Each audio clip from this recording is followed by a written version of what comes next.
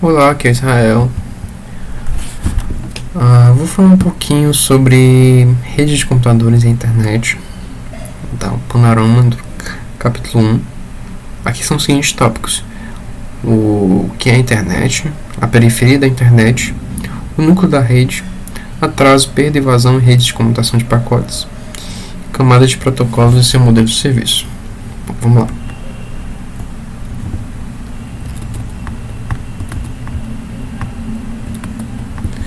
Primeiramente, o que é a internet? A gente tem duas formas de descrever a internet: com seus componentes software e hardware básicos que a compõem, e como uma infraestrutura de redes que fornece serviços e aplicações distribuídas. Na primeira descrição, a descrição dos componentes da rede, a gente tem a seguinte definição: a internet é uma rede de computadores que interconecta centenas de milhões de dispositivos de computação ao redor do mundo. Apesar desse termo, dispositivo de computação estar meio desatualizado, pois temos milhares de dispositivos não relacionados, que não têm nenhuma semelhança com nossos computadores tradicionais, estão conectados à internet.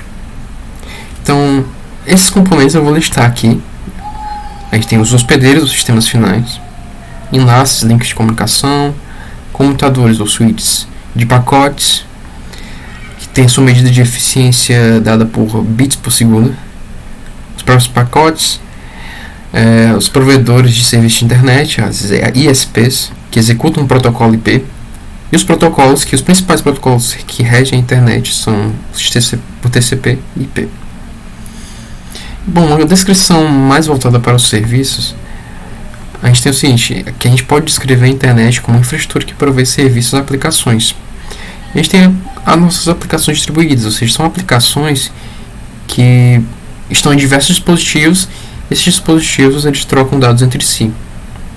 Para que esses dispositivos consigam trocar esses dados, ou seja, trocar essas mensagens, é necessário que de uma forma os sistemas finais consigam se comunicar, falar com a internet. Isso acontece por meio dessa API da internet, que é uma interface, é como se fosse um conjunto de regrazinhas que a mensagem, o pacote deve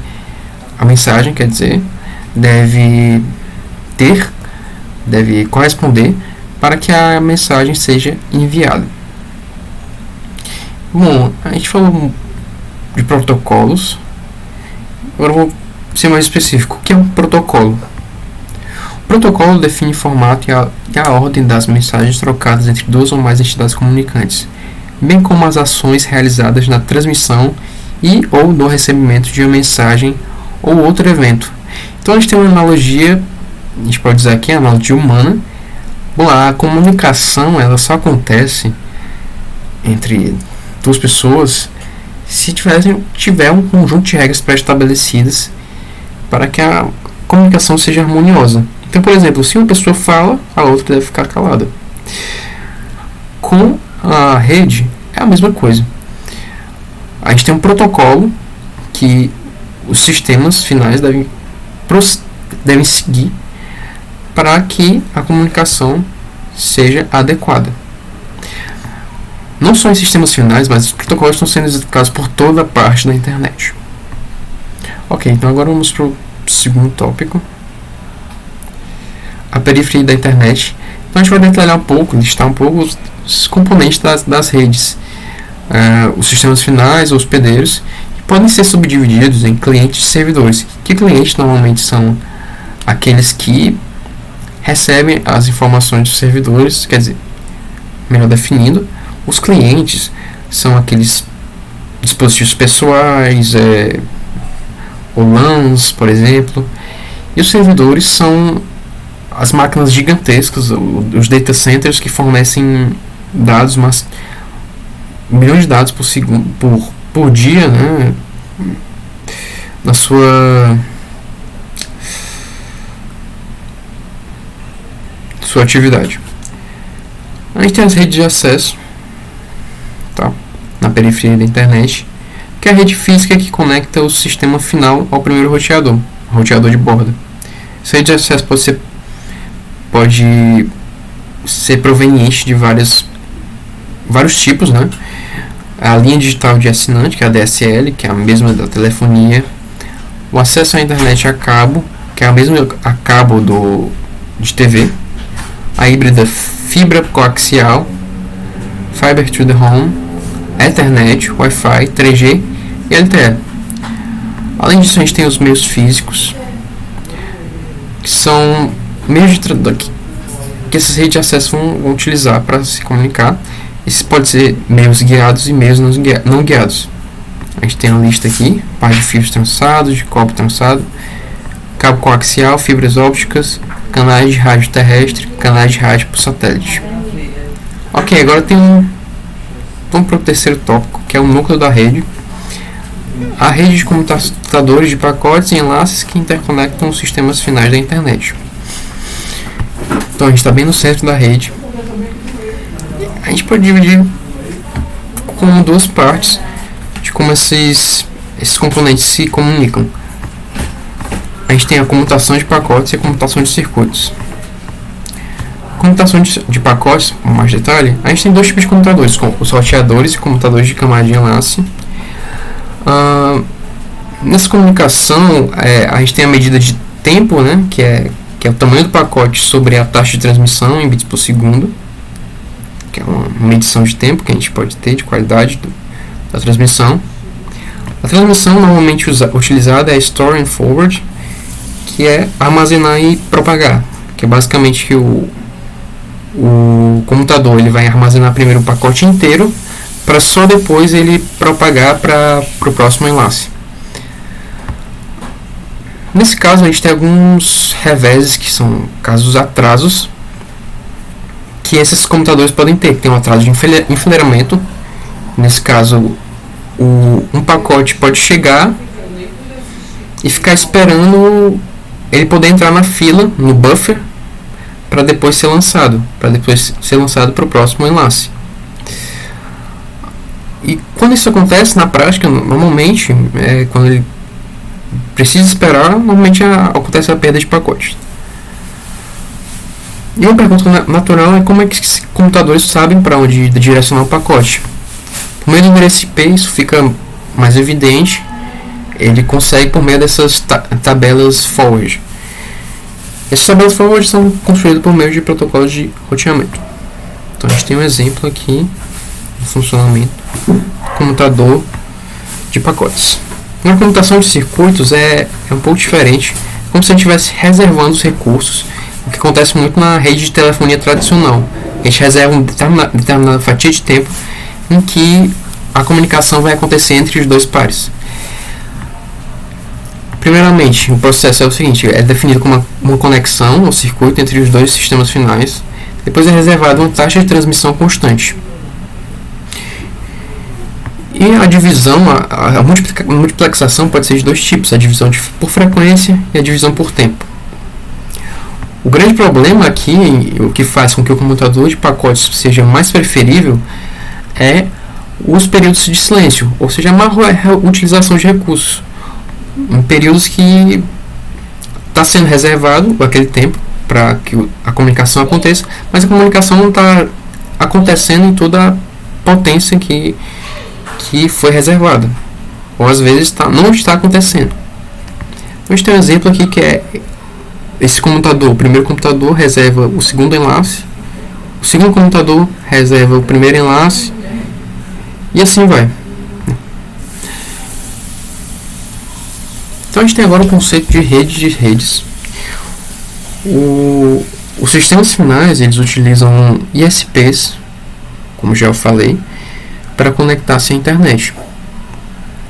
As ISPs comunicam por meio de uma hierarquização, em que tem as ISPs mais baixas, elas se conectam às ISPs de nível mais alto. Tem a ISP de acesso, a ISP regional e a ISP de nível 1. Mas com mais completude, a internet ela tem outros componentes, né, nessa rede de redes, que é os pontos de presença, multi-home, peering e pontos de troca de internet. Além disso, por exemplo, a Google utiliza redes de provedor de conteúdo. A gente tem uma esquematização aqui, que a gente pode ver bem simples como é que funciona.